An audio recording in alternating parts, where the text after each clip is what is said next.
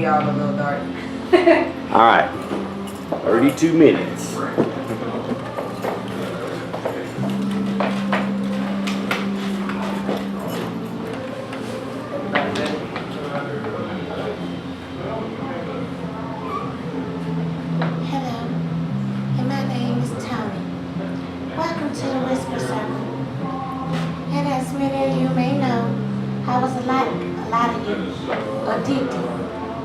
I was addicted to crack cocaine and I did things for it you wouldn't even imagine. But thanks to this circle and a lot of other people, I'm a changed person. Now we're gonna go around the circle and everybody gonna tell me why they here. Who wants to start?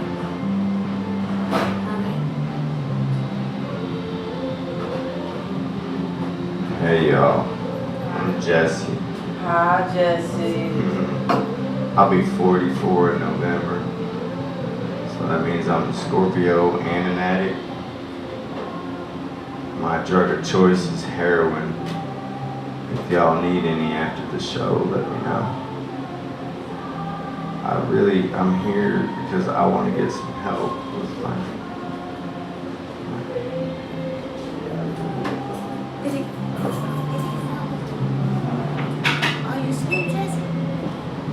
Is it somebody else's time? I guess he got some problems. Now who's next?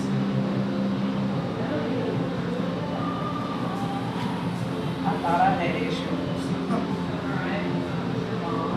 So my name is Keisha and 25, 5 kids, you know. Been an addict for about 6-7 years. I took crack cocaine, you know, and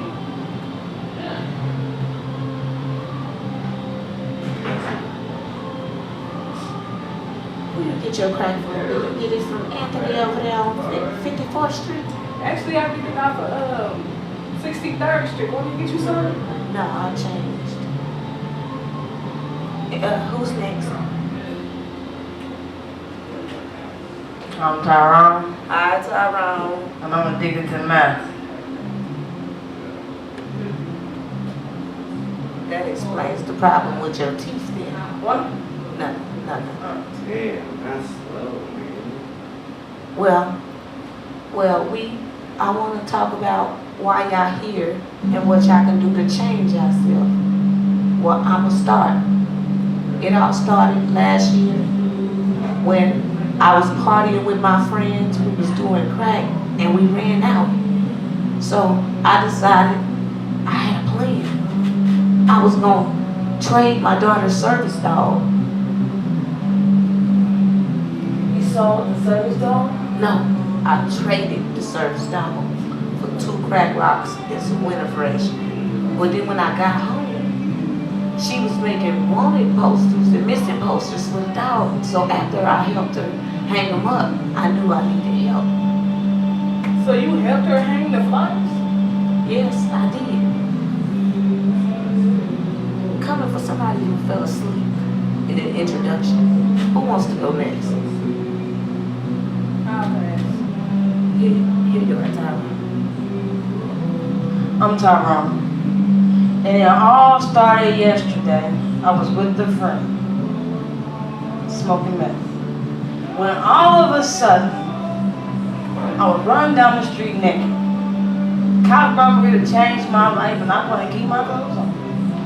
Naked, you say? Wait, let the cop brought me. Oh, I was just checking. Who wants to go next? So, I was out with my 2 kids and I was chasing that shit, I ain't gonna lie. I left him in the car and next thing I know,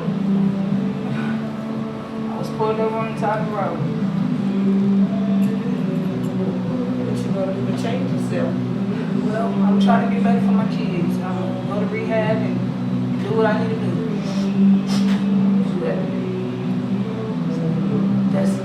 That sounds like a plan. What? Sounds like a plan. Who's next? Yes. Well, I was thinking that maybe I would.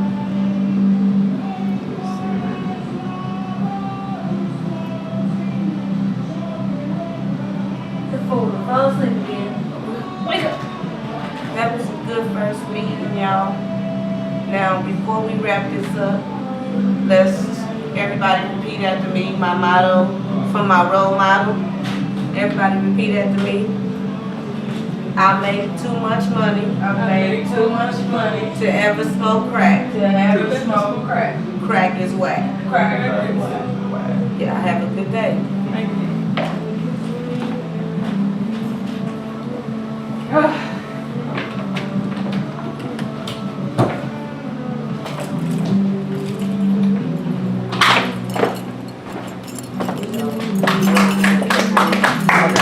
I started your campaign. My bad, I forgot.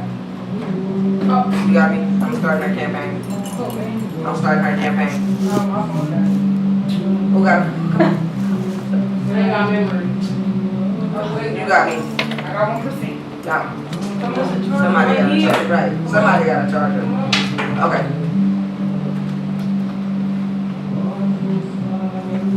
Hello. And welcome to You Got It Election 2016, where we will talk about strong points of legalizing crack cocaine, marijuana, and every other drug you can think of imaginable. Here's your first candidate.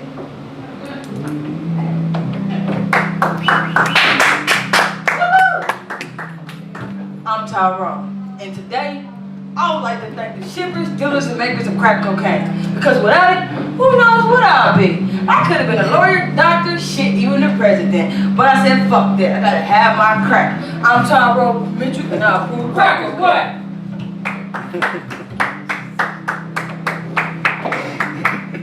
Let's give it up for Tyrone with that powerful, smoothing statement about crack cocaine. Who knew? Who knew? Your next lady has also something to say about saving crack cocaine. Here she is. So I'm gonna keep this short and concise.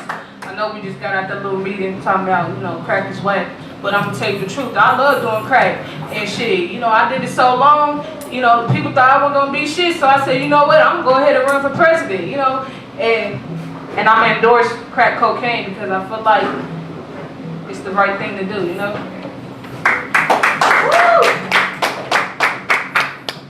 Sounds like she's under the influence right now with that moving speech she gave. Is there anyone else who would like to give a moving statement about their drug choice before I begin? Well, nobody? Well, my name's Bob. And it all started for me about 17 years ago. I realized I was addicted. But I wasn't gonna stop. I had the cash, the means, and everything to support myself. So you know what I said? I am going to shout it from the mountaintops, from the rooftops, that marijuana is an excellent drug. They say it slows down your memory. It does. I forgot I had kids just this morning. It was very lovely for those 30 seconds. Then when I got to work, I forgot I was supposed to be working because I had the munchies around this time. So I lost my job. But thanks to the next job I got that didn't drug test, I was able to keep marijuana and my job. So I say, my name is Bobby Joe, and keep marijuana around. Woo! Woo!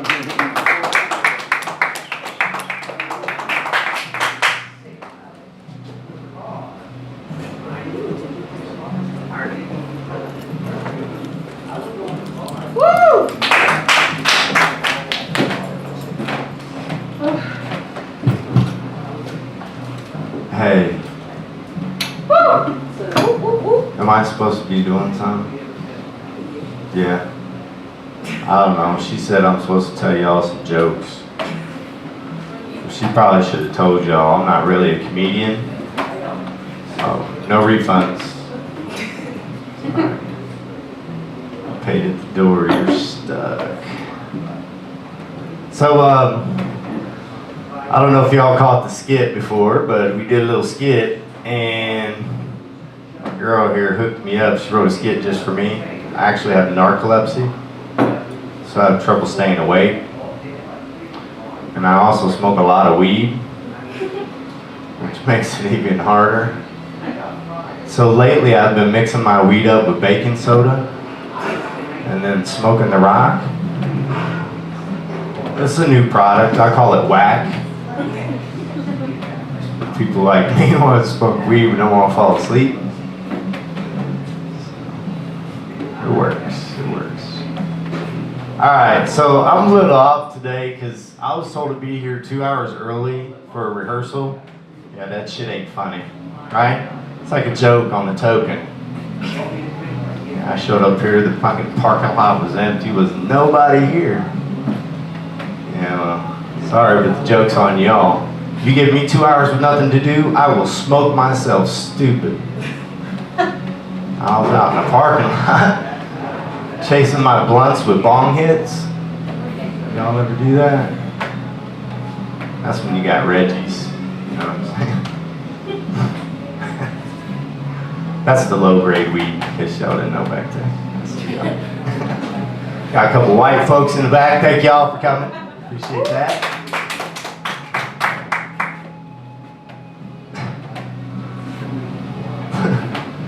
This weed was crazy, man. I never met this dude before, right? So he told me to call him Snoop. Seriously. So I called him Snoop. So me and Snoop were smoking. He's like, dude, check this shit out. He's like, I got this weed, man. You fucked up. I'm like, alright, bring it. I smoked everything. Anything you could ever think of. Breaks it out, right? This stuff is so loud, which means it's stinky, right? And I went deaf when he pulled it out of his pocket. That's how, man, I'm not kidding. So he called it Granddaddy Perp. Said it was from the Purple Haze family. I don't know what that means, but it sounded good. Of course, he forgot to mention why they called it Granddaddy. After the second hit, I was wandering around the parking lot like a drooling Alzheimer's patient, shouting at motorists and passersby. Cop stopped me, said, sir, do you have somewhere you need to be? You have family? My life alert changed. Y'all saw that. Now, I am getting old though. I'll be 44 in November. My wife is 12 years younger than me, right? Yeah, don't cheer yet. You don't know what I'm about to say. Hell, man, she must be ovulating or something, man. She follows me around the house all the time. My crotch in one hand and a blunt in the other. Alright, I follow her around the house. Can I have a hit? Seriously, lately sex has gotten to be like a rodeo. If I last 8 seconds without getting bucked off, I get a prize. Unfortunately for her, after I'm finished, she has to let some other clown finish her off. That's what I call her, vibrator. Clown. This has really big feet. Some of y'all girls know what I mean.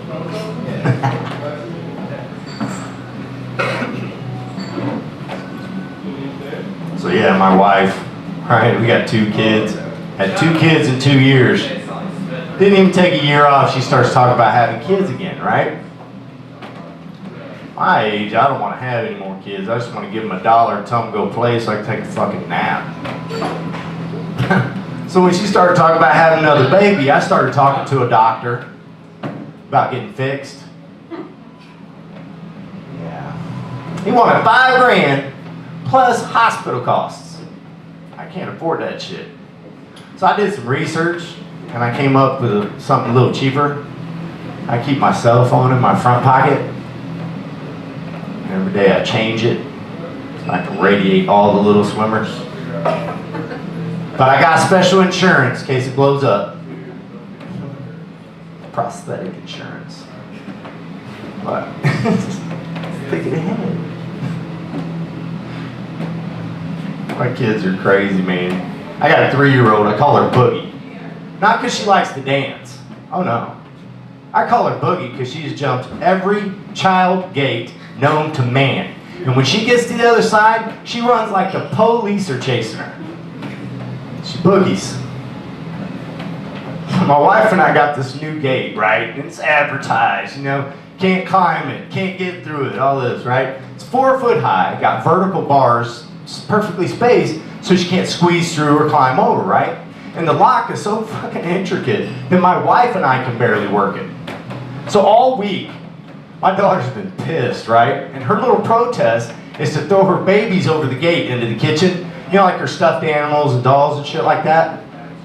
So this morning I got tired of it. I'm trying to get ready for a show, and I said, listen, you throw one more baby over that gate and it's staying over. She looked at me, kind of weighed her options, and she reached over and picked up her sister and threw her over the gate.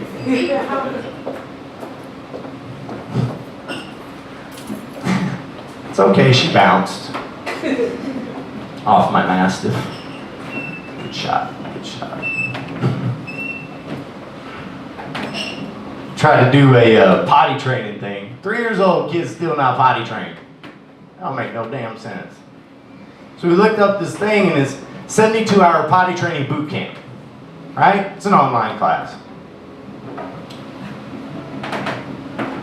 So the whole theory of this thing is for 3 days you're supposed to let the kid run around, no diaper, no nothing. All she's going to use is this particular potty chair. Yeah, well, my woeful child didn't use the potty chair. She pooped and peed all over the rug for 3 days. And I was at a loss, so I looked it up online, went to the troubleshooting section, right? And they were at a fucking loss. They didn't have any answers. So I just did the same thing that my mom did when I was her age. I rubbed her nose in it and threw her outside for the rest of the day.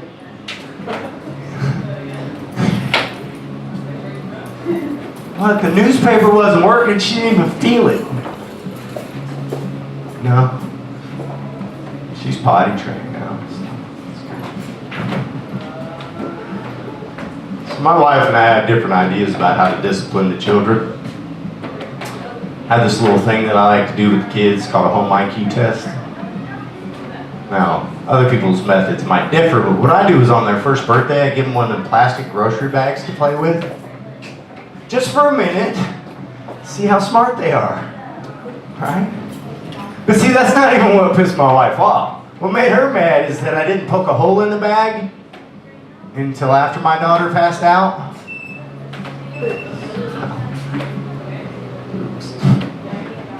Of course, I think she's a hypocrite. She didn't say nothing when our oldest passed with flying colors, which is to say that she figured out the test right after she started turning blue.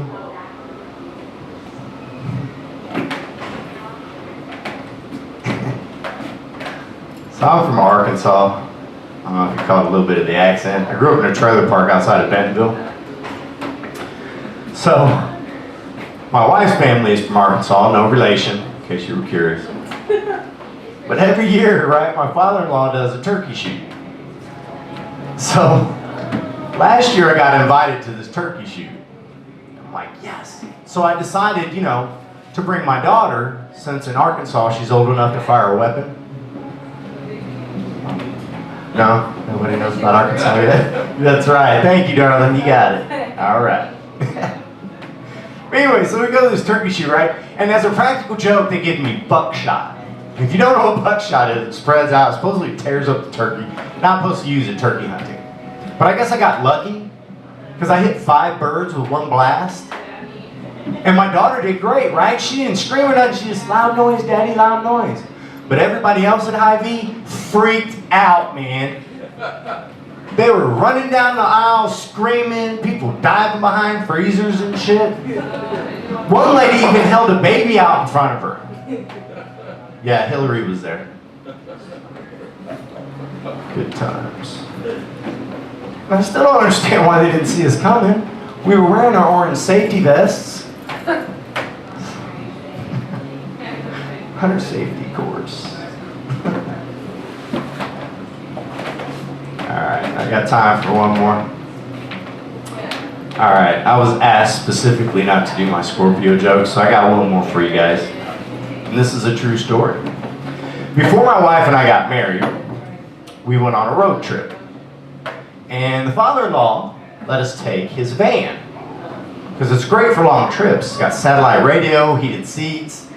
He even had a mattress in the back so you could sleep when you're traveling, right? Yeah. Only problem was, 20 minutes into the trip, we got into an accident. Which really sucked because it interrupted my happy ending.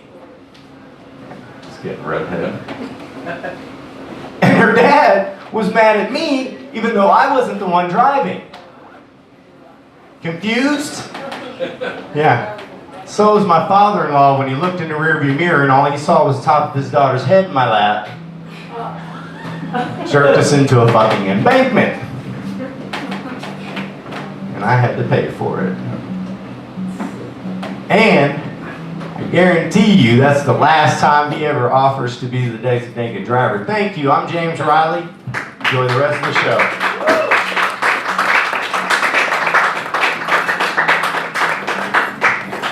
Y'all give it up for James Riley. We're gonna break this up and we're gonna get another skit going on, so hope y'all enjoy it.